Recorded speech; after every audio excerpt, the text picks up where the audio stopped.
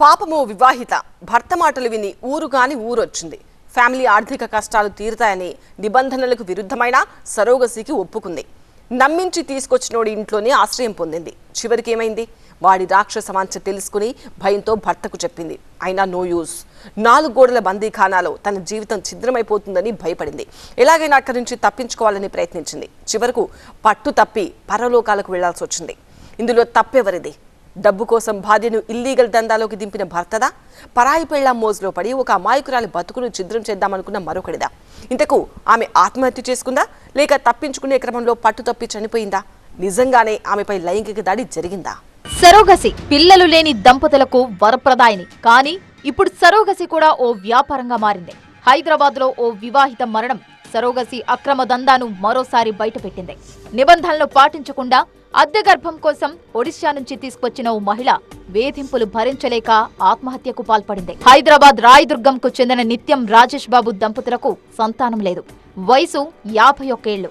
పెళ్లై ఏళ్లు గడుస్తున్నా సంతానం లేకపోవడంతో సరోగసి ద్వారా బిడ్డను కనాలని నిర్ణయించుకున్నాడు. ఒడిశాకు చెందిన ఏజెంట్ సందీప్ ద్వారా నౌపడ జిల్లాకు చెందిన ఆశ్రిత సింగ్ అనే వివాహితను సరోగసికి ఒప్పించారు. ఆమె వయసు 25. 10 లక్షల రూపాయలు ఒప్పందం కుదుర్చుకున్నారు. భర్త సంజయ్ సింగ్ ను సెక్యూరిటీ ఇంట్లో ఉంచి 9వ ఫ్లోర్లో తను నివాసముంటున్న ఫ్లాట్లో ఆశ్రిత సింగ్ ను ఉంచాడు రాజేష్. రాజేష్ బాబు అప్పటికే సరోగసి అనుమతుల కోసం దరఖాస్తు చేసుకున్న ప్రక్రియ పూర్తవలేదు. అయితే అనుమతులు వచ్చే వరకు ఆశ్రితను తన ఇంట్లోనే ఉంచాడు రాజేష్. అంతవరకు ఓకే. కానీ ఇక్కడే రాజేష్ బుద్ధి తప్పుదారు పట్టింది. ఆశ్రితను బయటకు వెళ్లకుండా నిర్బంధించి లైంగికంగా వేధించసాగాడు. ఇదే విషయం భర్త సంజయ్ సింగ్ కు ఫోన్ చేసి పలుమార్లు మొరపెట్టుకుంది కూడా.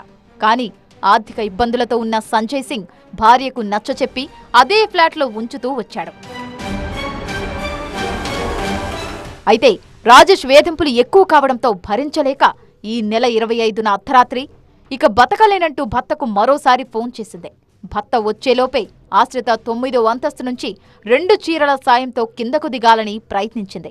కానీ చీరలు తెగిపోవడంతో ఒక్కసారిగా కింద పడిపోయింది. తీవ్రంగా గాయపడి అక్కడికక్కడే చనిపోయింది.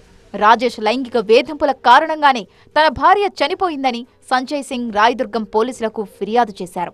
భార్యకు కొంచెం హరాస్మెంట్ ఉన్నది, వద్దు వెళ్ళిపోదామని చెప్పింది. బట్ నేనే ఏం కాలేదని సంజాయించాను.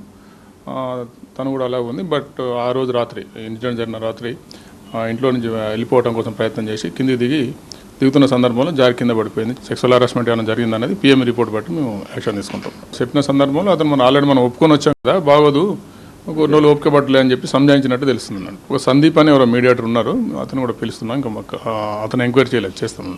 గతంలోనూ సరోగసి అక్రమాలు వెలుగులోకి వచ్చాయి. అక్రమ మార్గాల ద్వారా బిడ్డలను కనాలనుకుంటే లేనిపోని సమస్యలు వచ్చి మధ్యలోనే కొందరు చనిపోయిన పరిస్థితి.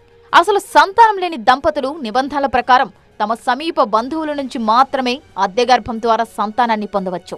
అయితే నిరుపేద మహిళలకు డబ్బు ఆశ చూపి నగరంలో అక్రమ సరోగసి ప్రక్రియ ఓ వ్యవస్థీకృత దందాలా సాగుతోంది. ముఖ్యంగా కొన్ని సంతాన సాఫల్య కేంద్రాలు, పెద్దగా పేరు లేని ప్రైవేటు ఆసుపత్రుల అడ్డాగా ఈ దందా నడుస్తోంది.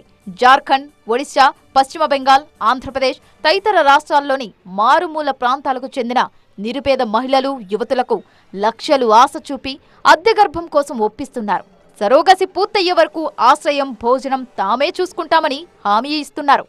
పేదరికం, ఆర్థిక సమస్యలతో కొందరు అంగీకరించి నగరానికొస్తున్నారు. ఇక్కడికొచ్చాక చికిత్స తీసుకునే సమయంలో అనారోగ్యం, గర్భం దాల్చాక డబ్బు ఇవ్వకుండా ఇబ్బంది పెట్టడం, ఇతరత్రా సమస్యలు వచ్చినప్పుడు విషయం బయటపడుతోంది. ఇప్పుడు ఇండియాలో ఇది లీగల్గా కొన్ని రూల్స్ అమెండ్మెంట్ చేశారు లేటెస్ట్గా.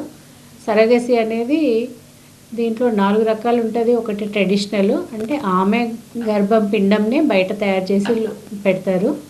ఆమె ఎవరి ద్వారానైనా పిల్లల్ని కనొచ్చు. ఆమె పిల్లలు కనాలనుకుంటుంది, పెళ్ళి వద్దు అనుకొని. ఇంకోటి ఏదంటే జెస్టేషనల్ సరోగసి అంటారు. అంటే ఈ దంపతులలో ఉమెన్కి గర్భం మోసే పరిస్థితులు లేనప్పుడు వేరే ఉమెన్ యొక్క సంచిని వాడుకోవడాన్ని జెస్టేషనల్ అంటారు. ఇంకోటి కమర్షియల్ సరోగసి, ఇది ఎవరి ద్వారానైనా కనొచ్చు. కానీ మనకి ఇండియాలో ఇది నాట్ అలౌడ్.